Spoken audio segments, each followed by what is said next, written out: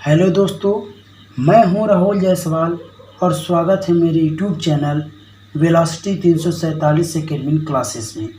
दोस्तों, आज से हम स्टील स्ट्रक्चर ड्राइंग की टेस्ट सीरीज स्टार्ट करने जा रहे हैं, जिसमें सभी प्रकार के क्वेश्चन को सॉल्व करेंगे। दोस्तों, इस टेस्ट सीरीज में हम मैक्सिमम 50 क्वेश्चन को कवर करेंगे, जो ऑब्जेक्टिव टाइप के क्वेश्चन होंगे। दोस्तों, अगर आप हमारे चैनल पर नए हैं तो वीडियो को ज़्यादा से ज़्यादा अपने फ्रेंड को शेयर, लाइक, सब्सक्राइब करें और बेल आइकन को दबाना न भूलें। दोस्तों, मैं यहाँ पर सब चीज़ें क्लियर करूँगा, आप लोगों का कुछ नहीं छूटेगा। दोस्तों, मैंने अपने टेलीग्राम का लिंक अपने डिस्क्रिप्शन बॉक्स में मैंने दे रखा है, वहाँ से आप जाकर हमसे जुड़ सकते हैं और सभी प्रकार के बुक के क्वेश्चन को मैंने अपने टेलीग्राम में प्रोवाइड कर दिया है। यानी कहने का मतलब है, जितने भी बुक हैं सिविल इंजीनियरिंग के मैंने अपने टेलीग्राम में दे रखा है, वहाँ से आप लोग जाकर नोट्स बना सकते हैं। यहाँ पर मैं जो चीज़ें क्लियर करूँगा, इससे भी आप नोट्स बना सकते हैं। यहाँ पर जो चीज़ें क्लियर नहीं होगी, कमेंट बॉक्स में आप कमेंट कर सकते हैं, मैं उसको दोबारा रिपीट कर दूँगा। तो आइए दोस्तों, क्लास को स्टार्ट करते हैं। तो स्टील स्ट्रक्चर ड्राइंग यानी इस्पात संरचनाओं के आरेखन, चैप्टर नंबर 1 है स्टील रूफ ट्रस यानी इस्पात छत कैंची। इस्पात छत कैंची को आइए हम जान लेते हैं। इस्पात छत कैंची भारतीय मानक का मतलब क्या होता है? इंडियन स्टैंडर्ड यानी IS कोड, ठीक ना।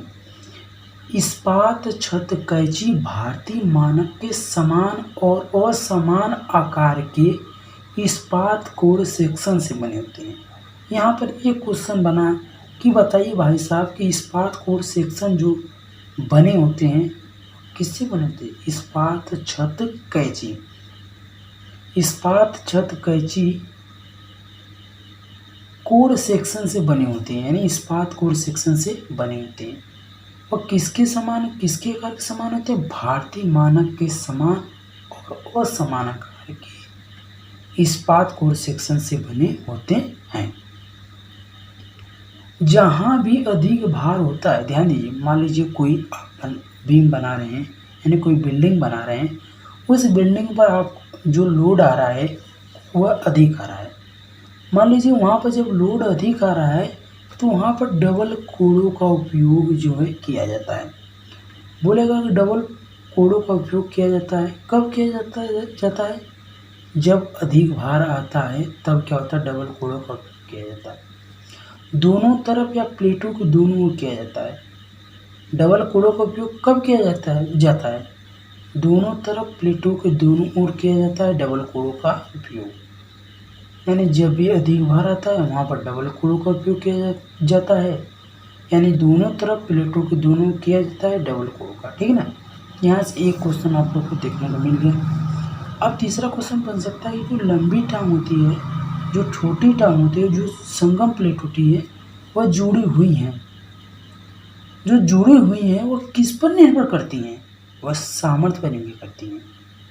मैंने यही बोला कि जो लंबी टांग होती हैं, जो छोटी टांग होती हैं, जो संगम प्लेट यानी जो गसट प्लेट जो जुड़ी हुई हैं, वह किस पर निर्भर करती है दोस्तों? वह सामर्थ्य पर निर्भर करती है। अगला पॉइंट है कि इस्पात के एलिमेंट यानी जो इस्पात के अवयव हैं यानी जो एलिमेंट हैं, उस एलिमेंट को संपीड़न एलिमेंट या तनाव एलिमेंट के रूप में प्रयोग किया जाता है।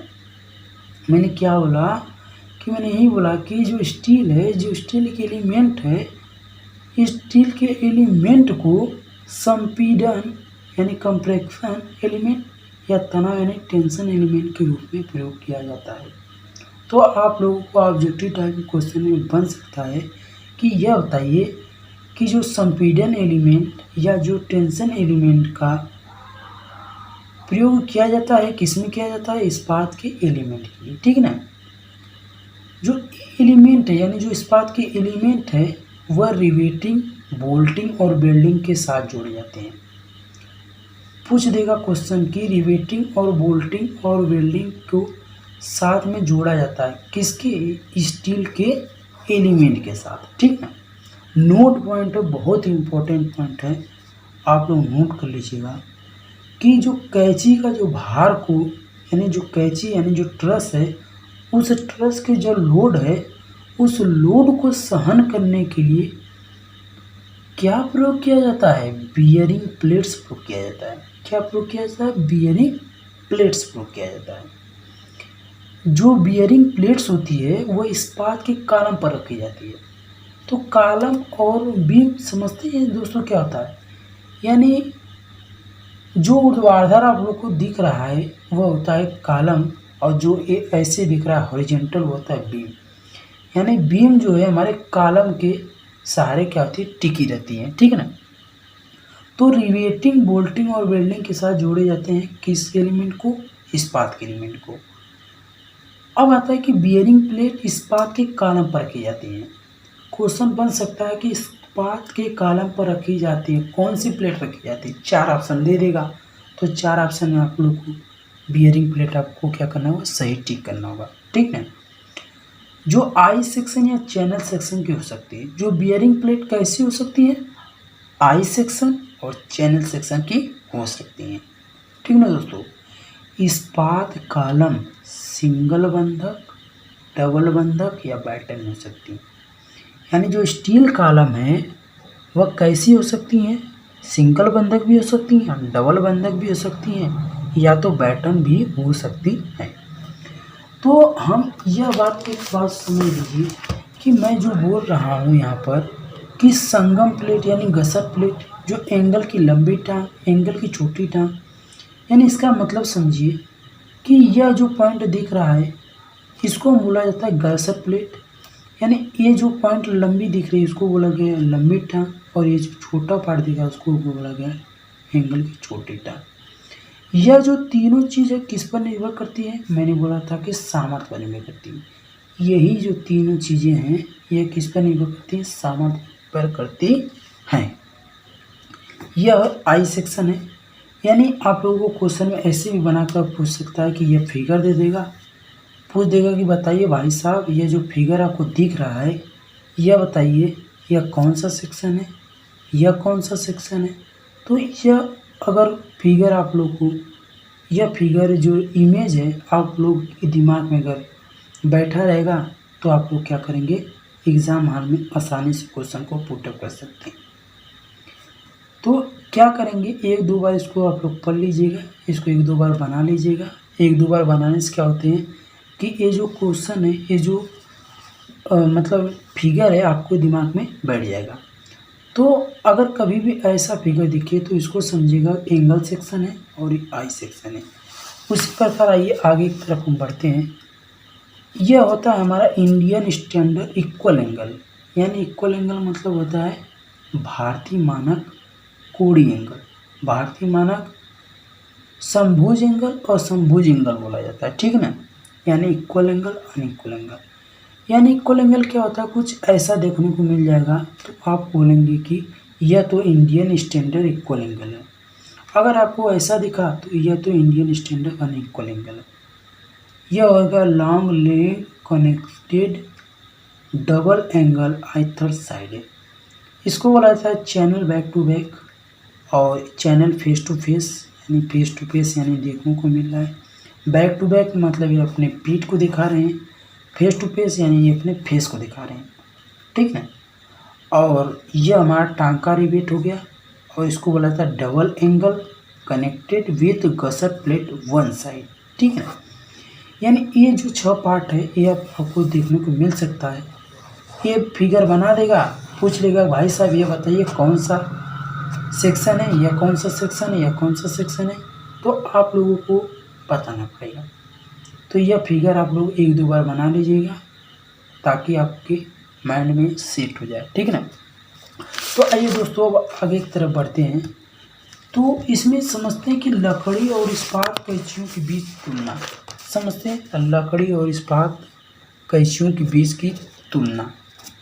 तो लकड़ी की कैंची और इस्पात की कैंची जो होते हैं उसमें अंतर क्या है, इसको आइए समझ लेते हैं। लकड़ी का जो कैंची होता है यानी जो ट्रस होता है उस ट्रस के जो एलिमेंट का जो साइज होता है यानी जो आकार होता है वह कैसा होता है, बड़ा होता है। लकड़ी के कैंची अवयव का आकार बड़ा होता है किसकी तुलना में, इस्पात कैंची की तुलना में। जबकि इस्पात कैंची यानी स्टील ट्रस का जो एलिमेंट का जो साइज होता है वह क्या होता है, कम होता है।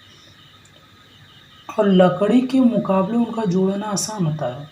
लकड़ी की तुलना की अगर मैं बात करूं तो स्टील को जोड़ना क्या होता है, आसान होता है और सरल होता है, जबकि लकड़ी को जोड़ना क्या होता है, कठिन होता है। यह पॉइंट आप लोग देख लीजिएगा। इस्पात कैंची का उपयोग लकड़ी के बजाय लंबे समय तक किया जाता है, ठीक ना। यानी इस्पात कैंची का उपयोग लकड़ी के बजाय लंबे समय तक किया जाता है।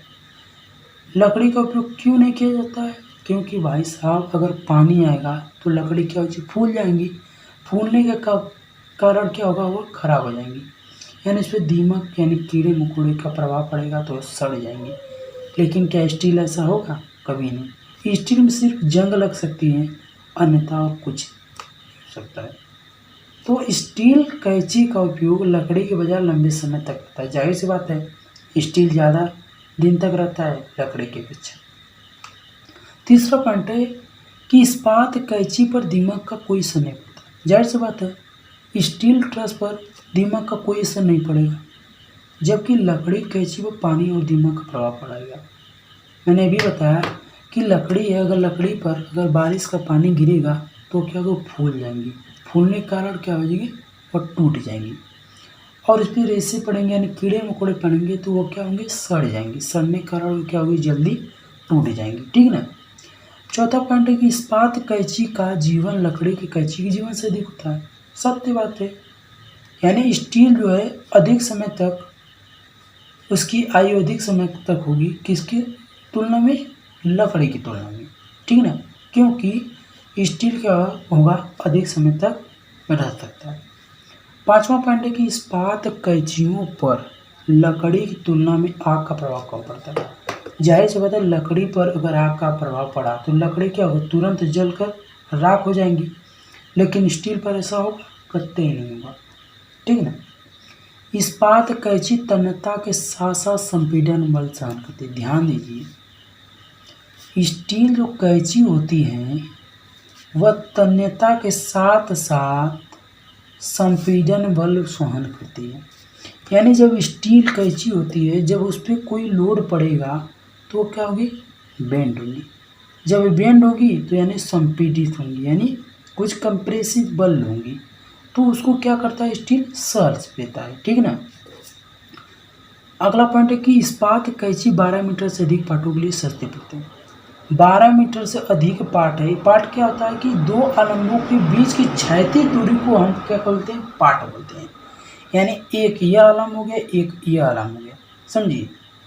मान लीजिए पार्ट पहले समझ लेते हैं कि पार्ट क्या होता है, फिर आगे हम बढ़ते हैं, ठीक ना दोस्तों।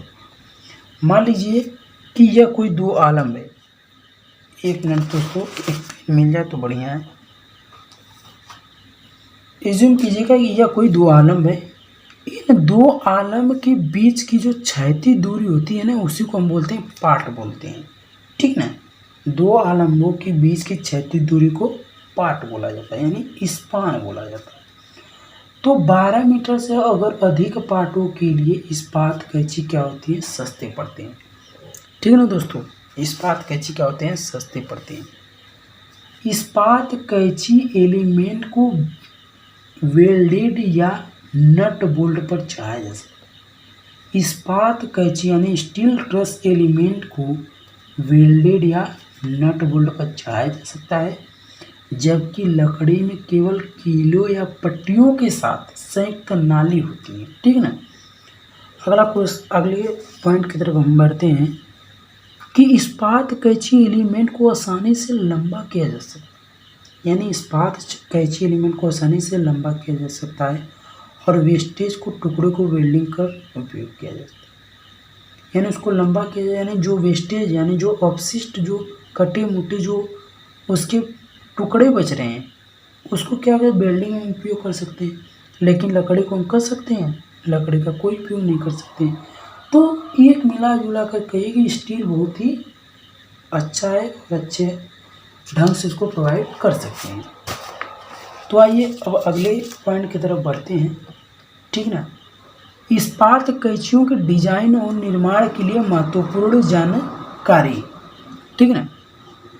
इसमें देखिए कैंची का जो डिजाइन है, यानी जो ट्रस का आप डिजाइन कर रहे हैं, वह ऐसा करिए कि जो इसमें एलिमेंट लगे हैं वह तनाव या संपीड़न के एलिमेंट के रूप में बंकन प्रतिबल से मुक्त या नगण्य हो। यानी इस पर कोई भी अगर लोड आए तो वह क्या हो, बंकन प्रतिबल से क्या हो, मुक्त हो, यानी कोई उस पर प्रभाव न पड़े। तन्य अवयव को दीवार से जोड़ा जाना चाहिए, ठीक ना। यानी जो टेंसाइल पॉइंट है उसको क्या किया जाता है, वाल से जोड़ा जाना चाहिए। 6 mm से 10 mm मोटी गसेट प्लेट का उपयोग किया जाना चाहिए और रिवेटिंग या बेल्टिंग के साथ शामिल होना चाहिए।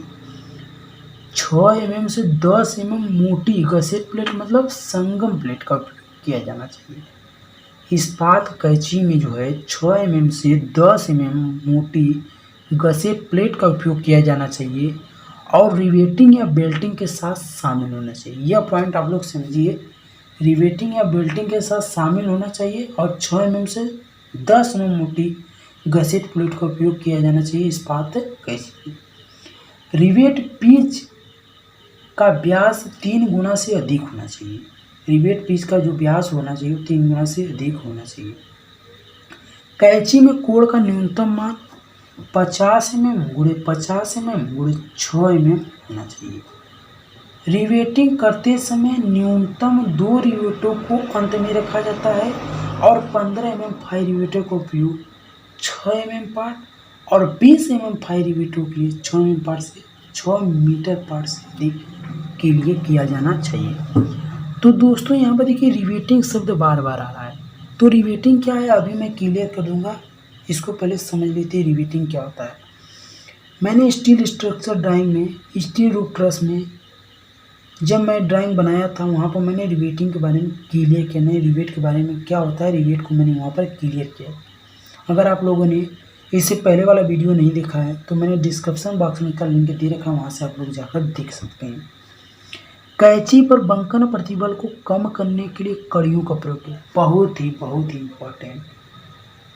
ये आप लोग को क्वेश्चन बन सकता है कि कैंची पर जो बंकन प्रतिबल को कम करने के लिए किस चीज़ का उपयोग किया जाता है, बोलेंगे परलीन यानी कड़ियाँ, ठीक है ना। यानी उसको बोला जाता है सहतीर, बोला जाता है सहतीर। इसके कड़ियों को सहतीर के नाम से भी जाना जाता है।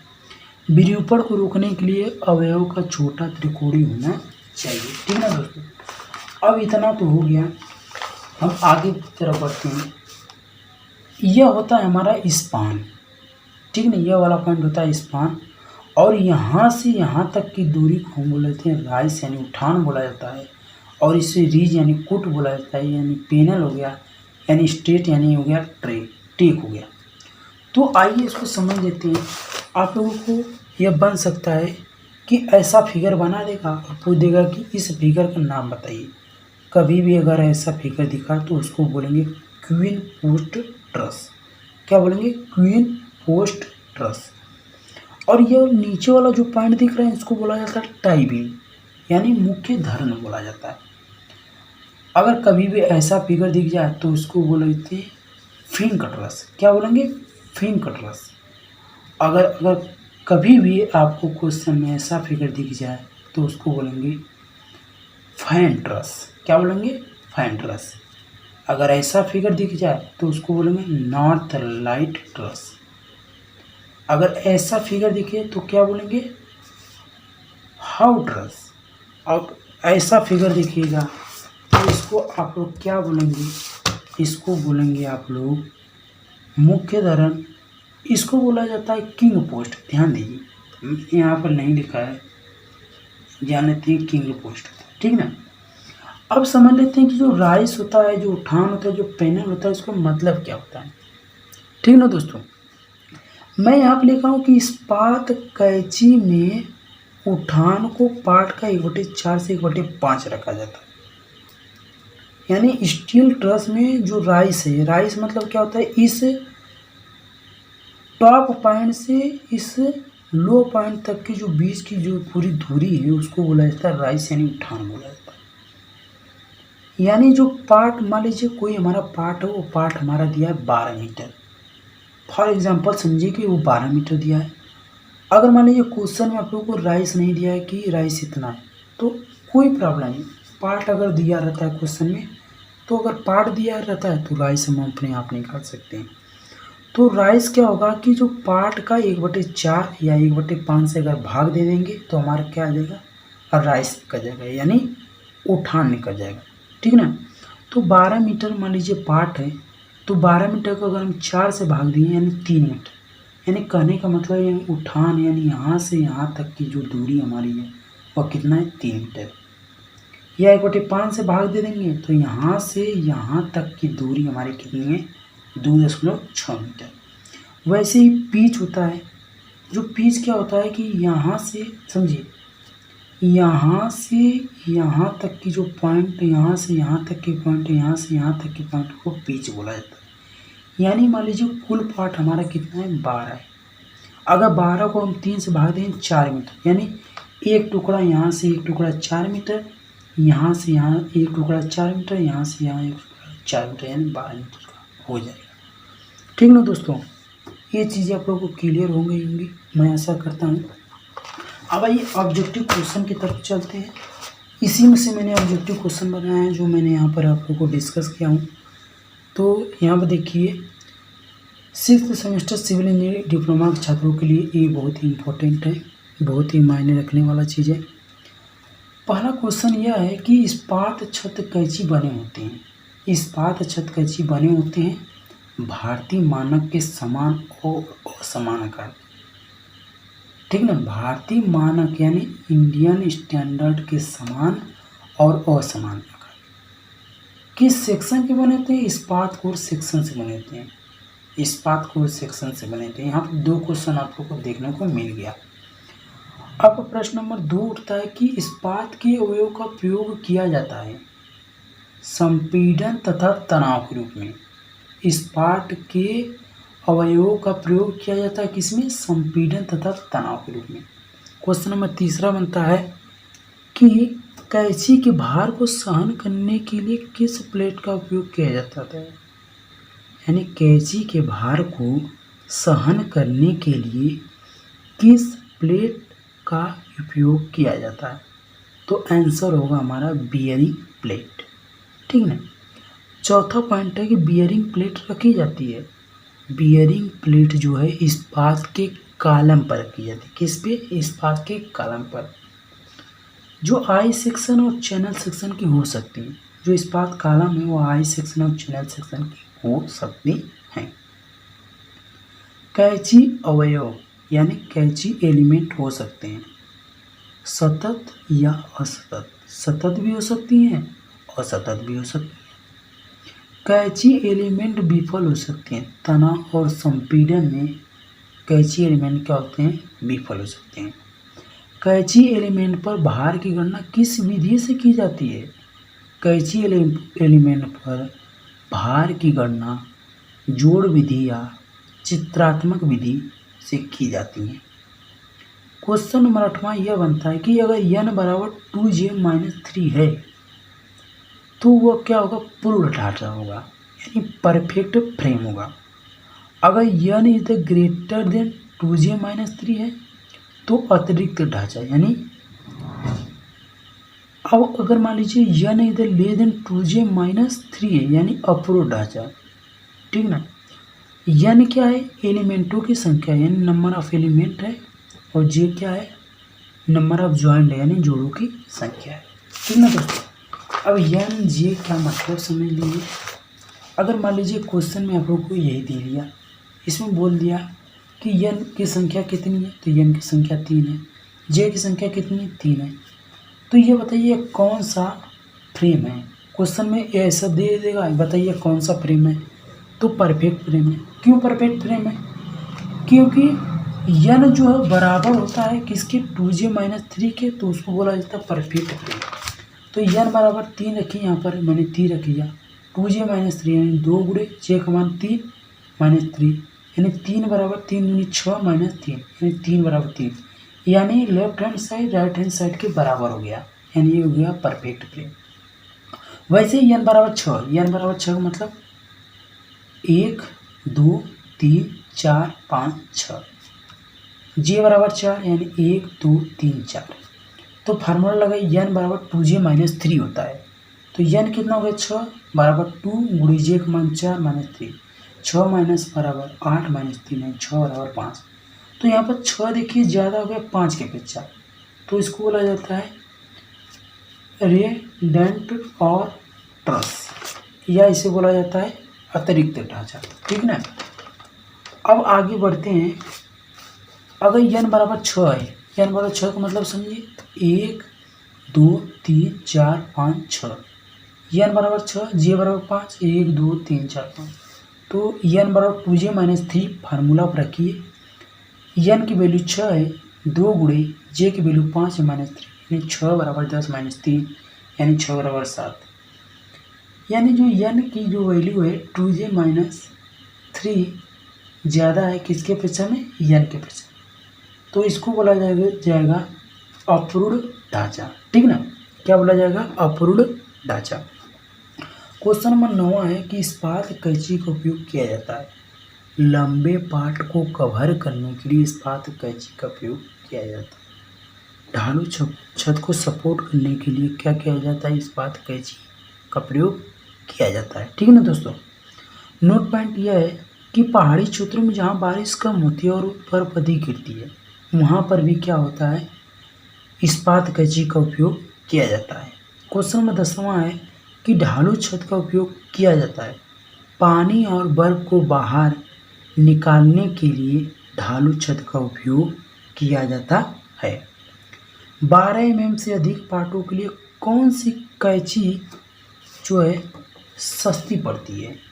12 mm से अधिक पार्टों के लिए कौन सी कैंची सस्ती पड़ती है, तो इस्पात कैंची होती है जो है वो क्या होती है, सस्ती पड़ती है।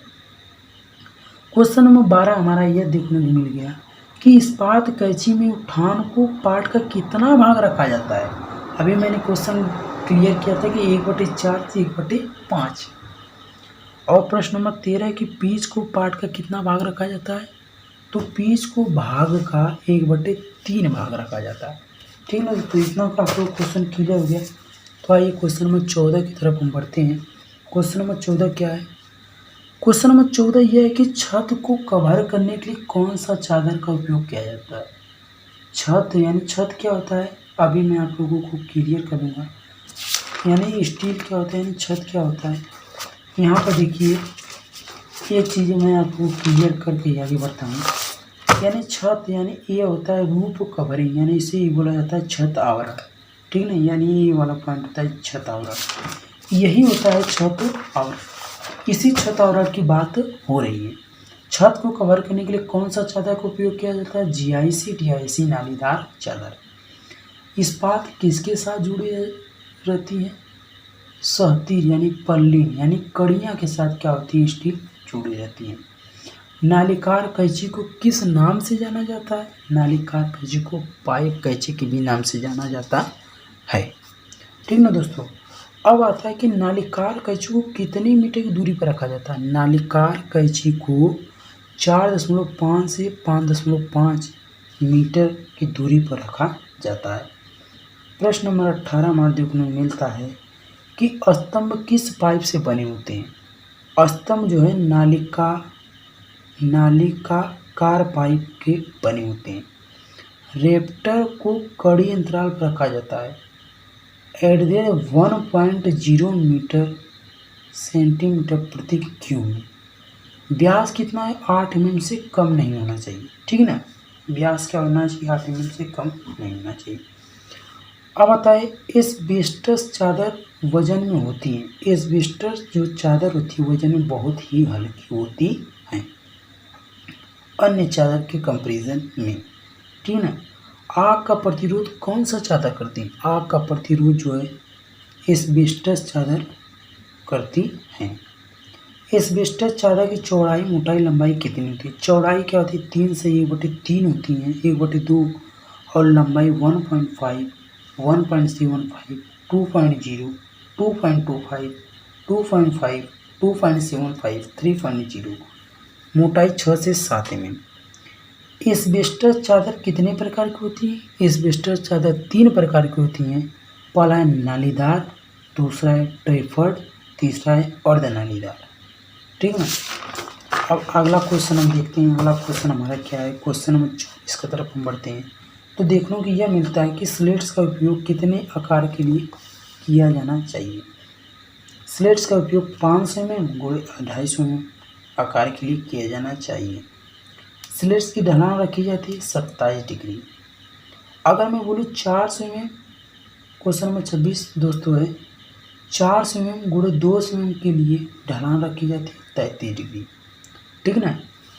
अब आ गया है कि एस्बेस्टस चादर का वजन कितना होता है? एस्बेस्टस चादर का वजन 160 न्यूटन पर मीटर स्क्वायर से 170 न्यूटन पर मीटर स्क्वायर होता है। जीआई चादरे का वजन कितना होता है? 50 न्यूटन पर mm स्क्वायर से 156 न्यूटन पर mm स्क्वायर।